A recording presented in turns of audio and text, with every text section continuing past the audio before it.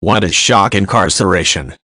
Also called boot camp prison, shock incarceration is a structured short-term alternative sentence given to first-time convicts in an effort to get them off a criminal path.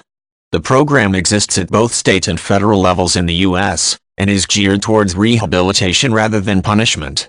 Participants in the program are generally nonviolent offenders under 30 years old, but many programs accept older participants.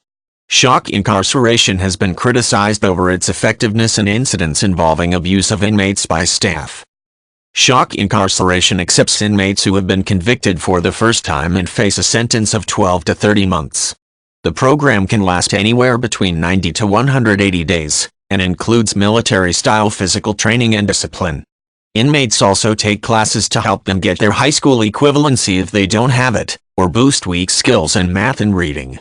They participate in anger management courses and substance abuse counseling if necessary, and do manual labor on the facility grounds or in the community.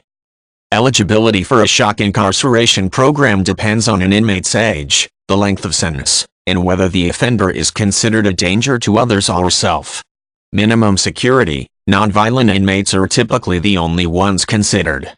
Some programs only accept young adults or adolescents, and some state and federal programs have been expanded to include inmates up to age 50, recognizing that older first-time offenders are less likely to return to prison. The inmate is typically sent to the program by a judge as a form of alternative sentencing.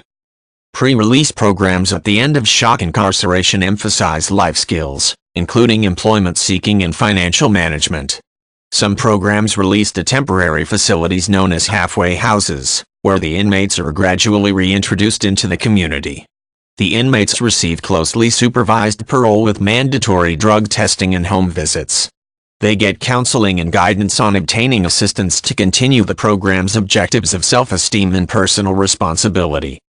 Some states have embraced shock incarceration programs as a means of clearing prisons and saving money, in addition to helping inmates stay out of trouble.